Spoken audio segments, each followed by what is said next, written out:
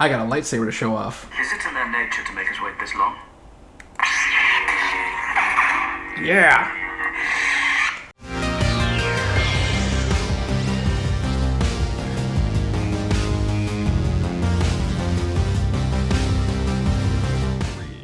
Hey Star Wars fans, I have a new hilt. Well, actually I've had it a while, but I want to make a lightsaber video. I haven't made a lightsaber video in a while.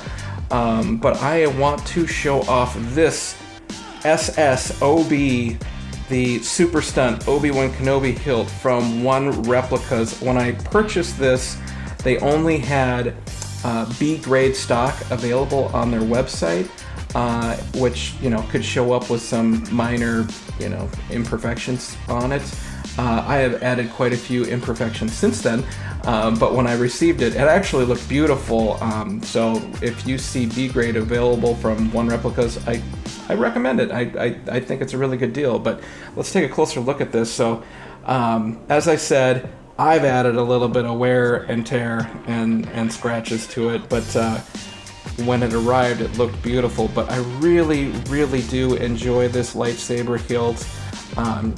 If I get the light just right, you might be able to see there's sound venting down here in the pommel. There we go, kind of see. There you go. Yeah, wonderful hilt. I really like this neck, this choke point right here. It's just a little bit thinner than the rest of the hilt, and it just makes a really great choke point for like spinning. And well, I mean, it's a Super Stunt. It's designed to be narrower and easier to handle and you know, comfortable to duel with, and I think One Replicas did a really good job with this one. But so anyway, great hilt and great install by Cole Weathers. In fact, it's been installed twice by Cole Weathers. Okay. Funny but embarrassing story. So I was getting ready to go out of town to a Comic-Con in San Antonio, and I was going to have my photo taken there with Ewan McGregor, which, you know, if anyone knows me, I'm a huge Obi-Wan fan. My favorite hilt is, you know, the Revenge of the Sith style hilt. Well, I guess maybe it's the Desert Wanderer now, the one from the Kenobi series. But anyway, I hadn't installed this as of yet. This is the SP High Ground. I hadn't installed it as of yet because I was waiting on a different neck to show up. The one that's more like the Master Replicas version, but anyway, so this wasn't installed. Still brought it, and I, you know, carried it, but I wanted to have, you know, an installed saber with me when I had my photo taken with you, and so I was going to bring this one. And the battery was dead, so what I needed to do was take the chassis out, remove the battery, and charge it up. But I'm an idiot, so so anyway, this had a one-piece chassis in it, and the one thing that I guess you could say I don't like about this, or one thing I would change about this hilt, is having some type of chassis retention system, because if you have a one-piece chassis, other than being held in by the pommel and the blade, there's, you know, not a good option for chassis retention. So anyway, what I did is I had removed this screw, 3D printed a small little piece that would fit between the chassis and this screw, and, you know, just cranked it on down, which pushed into that 3D printed piece, which pushed into the 3D printed chassis. And I don't know if it like started to fuse together, or maybe I put too much pressure on it and it started to warp. But anyway, the chassis was completely stuck. There was nothing I could do to get it out. I had panicked to the point where I had put a piece of blade stock in here, and I was smashing the ground like with the force of a sledgehammer. In fact, I actually even put it on the ground and put it between some boards and stuff like that, and I hit a sledgehammer on it trying to knock the chassis out. So I mean, I probably looked like an insane person trying to get this chassis out. But like I said, I was kind of full on panicked, thinking, oh my god, I'm never going to get this chassis out of this thing. So I took a screwdriver to it the long way, and well, trying to get the chassis out, I completely destroyed the chassis and all the parts fell out. So So anyway, shame on me. I actually didn't realize what was actually going on until I got the saber installed the second time. Because you'll see here in a second, the next install is a 2-piece install, which made me realize that there must be a change in the inner diameter somewhere in here.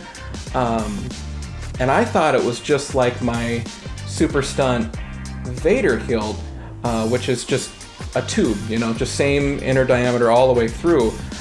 This must go in tighter at some point. So when I was hitting the blade into, was probably just the hilt. I probably wasn't even hitting the chassis, which is why it seemed like it was stuck. But anyway, I completely destroyed it. I think the soundboard might have been revivable. Speakers were out, wires were everywhere. I very, very reluctantly sent a video to Cole. I didn't want to show him what I had done, but I just like, dude, I don't know what happened, why it was so stuck. I destroyed it. I'm so sorry. I feel like a terrible human being. And anyway, Cole's like, send it to me. I'll fix it. And I was like, dude, for real. This is not fixable. Like, it's like I sent him another picture of just parts laying everywhere. And anyway, he was like, yeah, send it to me. So I sent it to him, again, reluctantly, because I was so embarrassed of what I did. And he reinstalled it, and he reinstalled it beautifully. It did a completely new install, different type of install, and it's so good. Cole, I did not deserve that generosity, but thank you so much, dude. I really appreciate you. You are a cool guy. Anyway, thank you so much for reinstalling this. Let's take a closer look at this install because this is cool. Let's check it out. Okay, let's check out this install. So, first thing I'll do is I'll remove the button just so you can see where the switch is underneath. That just screws out like that, and then you can see there's the switch underneath. And then I have a blade plug-in right here, so I'll go ahead and undo the one retention screw on this. And then you'll see that the chassis is 2 parts. So there is the top, which has the stock V3 MPXL connector on it, as well as some pins that talk to the rest of the chassis. By the way, you can kind of see the sound venting a little bit better once I take this pommel off. Let's see. There it is, you can kind of see. But if you look really close, this chassis has some sound venting in it as pommel, or the hilt here, and you'll see there is some sound venting that matches where the venting is in the hilt, which is just great. But it's the perfect size where the pommel presses on the chassis, which presses on the pogo pins, which presses up here and presses on the blade. So you actually don't even need to hold the chassis in with anything. It's all just held together by itself, which is really fantastic. But yeah, you can see I installed it.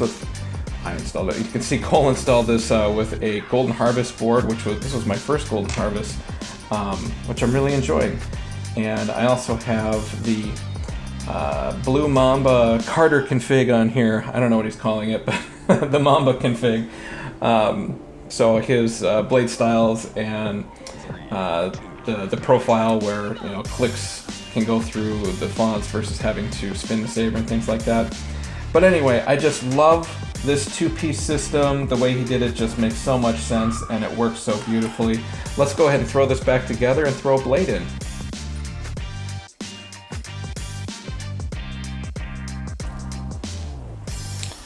And here we go. So I told myself I was only going to ever put 3 fonts on here, and that's going to be because this is like my Phantom Menace hilt. I don't have a Qui-Gon hilt as of yet, or a Darth Maul.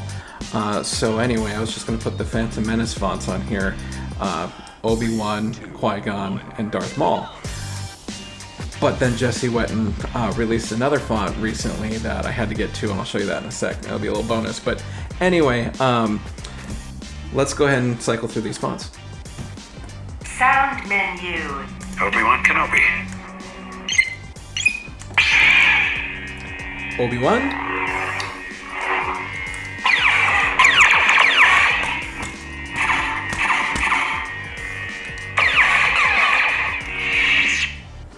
Sound menu.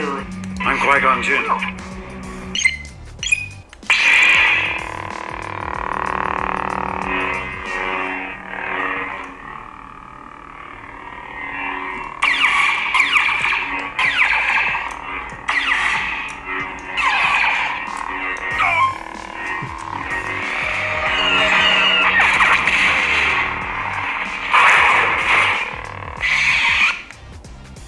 Sound menu.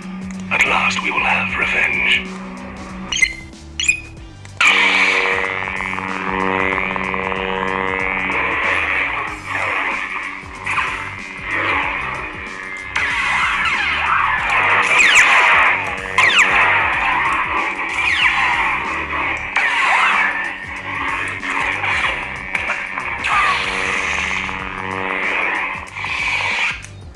And this last one Sound menu. is OB2, because this hilt is, well, Obi-Wan rebuilt his hilt after he had lost it in the Phantom Menace, after, you know, the fight with Darth Maul. Spoiler. Spoiler alert, in case you haven't seen the Phantom Menace. But he rebuilt his hilt to be extremely similar. There are a few little changes, but he rebuilt the hilt almost exactly the same in Attack the Clones. So this is OB2 from Kyberphonic. Obi-Wan! And this one definitely reminds me a lot of Tusken Terminator. Just very bassy, got quite the hum to it.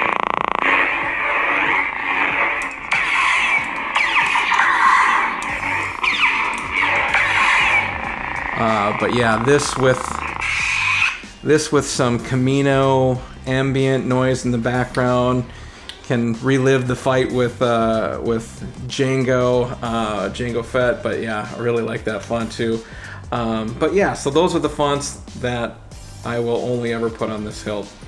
But yeah, there we go, guys. I always feel like such an idiot when I get to the font reviews. I never know what to do, and I need a shorter blade. I actually smacked my computer on my first attempt making this video, and I had to start over. Someone give me a short blade, or show me where I can get one. But all right, hey, thank you all. Thanks for checking out this content. Cole, thank you again. You are a master craftsman, dude. I really appreciate you installing this thing twice. You're a cool dude. And OneReplicas, great job on this hilt. I really like this. I've got a little bit of a OneReplicas collection going now. I got the SSPK Plo Koon and the SSMP, the Darth Vader hilt, and now this one as well. So, hey guys, thanks for joining me. Don't forget to click like, subscribe. I have a couple more videos that I plan to come out with here, more lightsaber stuff.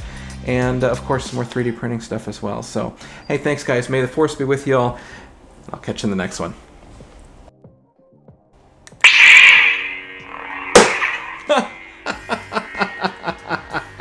I'm sorry, computer. I need a shorter blade.